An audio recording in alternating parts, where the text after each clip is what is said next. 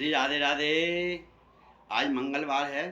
मंगलवार को देसी घी में चमेली का इत्र डाल के हनुमान जी पे चढ़वाएं गुरु पंडित द्वारा।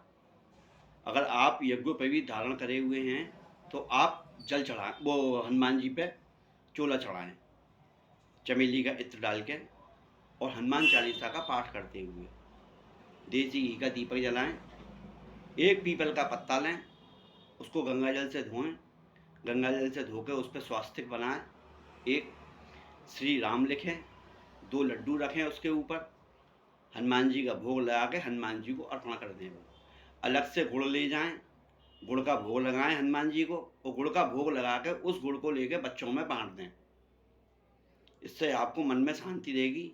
मेष राशि वाले का अगर स्वास्थ्य खराब है, ज़्यादा क्रोध आ रहा है, परेशानी है, वैसे तो अगर लाल रंग धारण करके अगर क्रोध आ रहा है तो ना पहने, और अगर वैसे अगर परेशानी है तो मूंगा पहने स्वास्थ्य के लिए।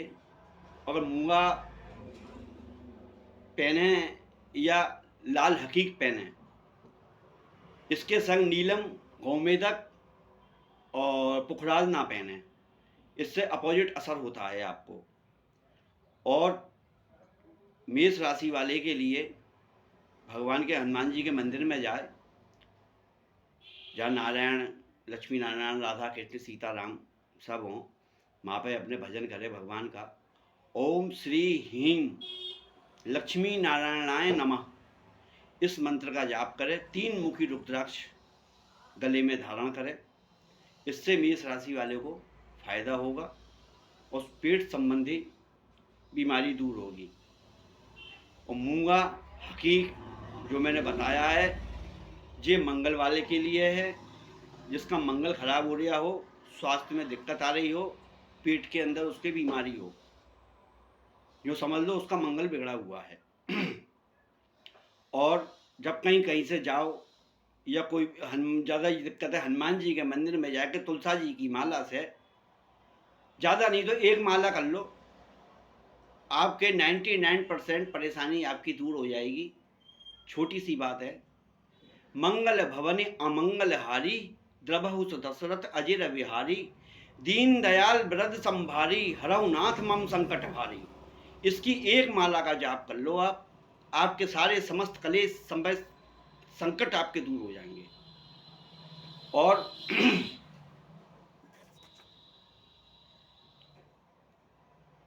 तुलसा जी को जल दें। तुलसा जी को जल देने से मन में शांति रहेगी। ये तो हो गई आपकी पूजा का बात। अब मैं आपको छोटी सी एक लघु कथा सुना रहा हूं। आदमी की उत्पत्ति कैसे हुई। आदमी ना तो देवता है ना राक्षस है। आदमी की जब भगवान देव ने उत्पत्ति करी तो आदमी 2 चीज से बना, राक्षस और देव। क्यों, हर मनुष्य के अंदर राक्षस भी मिलेगा आपको और देवता भी मिलेगा। कहते नहीं अरे यार ये इंसान बहुत देवता आदमी है, और कहते हैं ये आदमी राक्षस है। और अगर तुमको इसका प्रमाण चाहिए, अपना हक मांग के देख लो, अपना कुछ मांग के देख लो। अपने से अपना भी जो होगा ना, वो भी उस समय राक्षस बन जाएगा। ये मेरी बात लिख के रख लेना, कभी भी आजमा के देख लेना। 100% क्या 101% सही बैठेगी। क्यों, हर इंसान के अंदर मनुष्य है, हर इंसान के अंदर राक्षस है। ये मैंने आपको बताई थी ना कथा। अपने सनातन धर्म को पहले राक्षस ले गया था, अपने वेदों के पीछे पड़ा, फिर ना सतयुग में तंग करने लगे, यज्ञ वालों को, यज्ञ करते थे ऋषि मुनि, उनको मारते थे, करते थे। त्रेता में भी राक्षसों ने तंग किया। द्वापर में भी राक्षस घर के रिश्तेदार बन के आए थे। भगवान कृष्ण के शिशुपाल और दंतवक्र, ये वही थे, रावण और कुंभकर्ण। शिशुपाल और दंतवक्र बन के आए थे, भगवान कृष्ण के बुआ के लड़के बन के आए थे। और कलयुग के अंदर हर घर के अंदर राक्षस बैठा हुआ है, हर शरीर के अंदर राक्षस बैठा हुआ है। अपनी कुछ चीज मांग के देख लो, अपना हक मांग के देख लो, या किसी से तुम मदद मांग के देख लो। उस समय तो मीठा बोलेगा, बाद में भाई साहब राक्षस समझ दे जाएगा आपको। ये तजुर्बे वाली बात बता रहा हूं मैं। ये पंडा पुजारी लोग लिखे हुए पे और इस पे बताते हैं, मैं तजुर्बे पे बताता हूँ, देखता हूँ, उस पर बोलता हूँ मैं। छोटी सी एक बात और कहता हूँ आपसे। हनुमान चालीसा में लिखा हुआ है, शंकर सुवन केसरी नंदन। तो एक महात्मा जी कह रहे हैं शंकर सुवन केसरी नंदन नहीं, शंकर स्वयं केसरी नंदन। तो इन्होंने इसका पूरा अध्ययन नहीं किया। इसका मतलब समझो, शंकर सुवन केसरी नंदन, केसरी जी ने और माता अंजना जी ने भगवान शंकर जी की तपस्या करी थी, उनका सुमरन किया था, उनका भजन किया था। जब वो उनके गर्भ में हनुमान जी आए, उन्होंने भगवान से प्रार्थना करी थी, प्रभु मुझे आप जैसा पुत्र चाहिए। अंजना माता ने और केसरी जी ने, मुझे आप जैसा पुत्र चाहिए। उनकी मैं कहाँ जाऊंगा, चल मैं अपना अंश देता हूं तुमको। तो शंकर सुवन केसरी नंदन और तेज प्रताप महाजगवंधन। तो वो हनुमान जी माता अंजनी के गर्भ से पैदा हुए। जब हनुमान चालीसा में दिया गया शंकर सुवन केसरी नंदन, मगर आजकल के पंडा पुजारी अध्ययन तो कम करते हैं, मगर अपनी पूंछ पहले लगा देते हैं।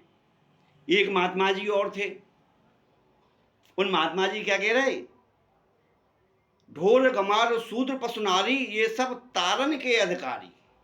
तारन, यहाँ पे भी रामायण में गलत बोल रहे हैं ये। क्यों? रामायण का अर्थ का अनर्थ कर दे रहे हैं, पब्लिक को समझा रहे हैं, पब्लिक मूर्ख हो रही है। अब इसको आप समझो, ढोल गमार शूद्र पशुनारी ये सब ताड़न के अधिकारी। ताड़न, ला, ताड़न क्यों? अब जैसे ढोल है, अब ढोल को बजाना है, क्या वो प्यार से बज जाएगा? जब तक उसको नहीं मारोगे, जब तक बजाओगे नहीं। गंवार, गंवार को तुम कितना भी प्यार से समझा लेना, वो अपना गंवारपना देगा ही देगा, वो नहीं समझेगा आपकी बात को। तो उसको थोड़ी ताड़ना देनी पड़ेगी, फटकारना पड़ेगा। ये नहीं है उसको डंडा लेके मारना पड़ेगा, फटकारना पड़ेगा, डांटना पड़ेगा। तो ताड़ना दी, जब उसमें अकल आई। ढोल गंवार शूद्र, अब जैसे कि कोई काम कर रहा है, अब बहुत से नेचर के तो इतने बढ़िया होते हैं, बेचारे काम कर देते हैं। बहुत से ऐसे होते हैं चेंचेबाजी करेंगे, लड़ेंगे आपसे, बदतमीजी करेंगे, तो आपको फिर गर्म होना पड़ेगा, फटकारोगे आप उसको, तब वो काम करेगा। और ऐसे ही ढोल गंवार शूद्र पशु, पशु पशु प्यार से कभी नहीं चलेगा जब तक उसके टूटल पर डंडा नहीं मारोगे। ढोल गंवार शूद्र पशु। अब आ गई नारी।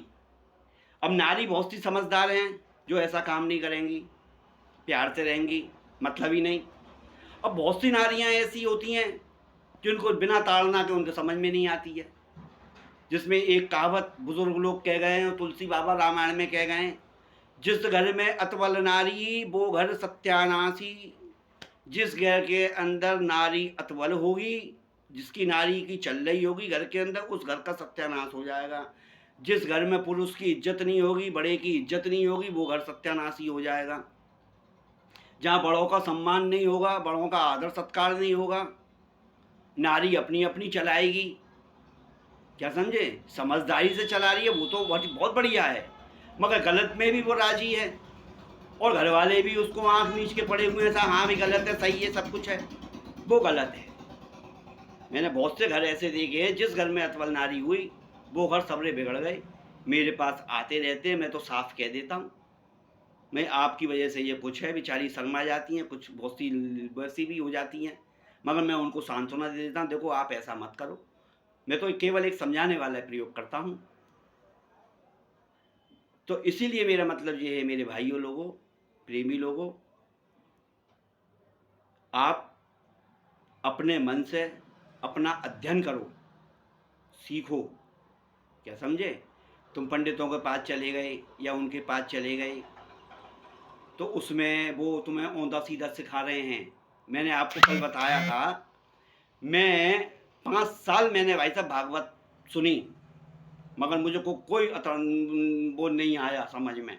जब मैंने खुद अध्ययन किया है, अरे बाबूजी ऐसी चीज़ें हैं, आप पढ़ोगे समय निकाल के, चाहे तुम 10 मिनट डेली पढ़ो, 15 मिनट डेली पढ़ो, जैसे जैसे आपको वो मिलता जाए समय, वैसे वैसे आप पढ़ो, तो आपको असली ज्ञान होगा खुद को अध्ययन करने से, ना कि इन लोगों की जो बैठे हुए हैं इनकी बकवास सुनने से।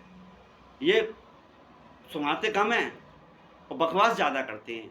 अरे आप आध्यात्म में हो, आध्यात्म की चीज़ सुना रहे हैं तो आप केवल आध्यात्म ही सुनाइए, आप और चक्करों में ना पड़िए। और कल में एक आपको मैंने बताया था 7 जने अमर हैं, उसमें मैं एक नाम को बार बार ले गया था, विभीषण जी का। विभीषण जी नहीं है, वो परशुराम जी हैं। जो 7 लोगों में अमर हैं वो परशुराम जी हैं। जैसे हनुमान जी हैं, जामवंत जी हैं, विभीषण हैं, और आपके विभीषण हैं, और आपके अश्वत्थामा हैं। ये सबरे जो 7 लोग हैं ये अमर हैं। ये राधे कृष्णा, हनुमान जी की जय जयकार हो, हनुमान जी की पूजा करें। बस माता बहनों से मेरा यही निवेदन है, आप इन पंडाओं की जगह, इन पंडाओं के पास जाने की बजाय आपके पास घर के पास कोई मंदिर हो, आप वहाँ जाइए, साक्षात भगवान की सेवा करिए। आज के ज़माने में मैं ये देख रहा हूँ भाई लोगों, प्रेमी लोगों, भक्त लोगों, मंदिर सूने पड़े हुए हैं। मंदिरों में पंडित लोग बेचारे रोज आरती करते हैं, खुद 2 जने खड़े होके, कभी 3 जने खड़े होके, कभी 4 जने खड़े होके। मंदिरों में पब्लिक नहीं जा रही है, मंत्रालय में जा रही है, या इन बाबा ठगों के पास जा रही है। केवल मेरी माता बहनों से हाथ जोड़ के विनती है, भक्त लोग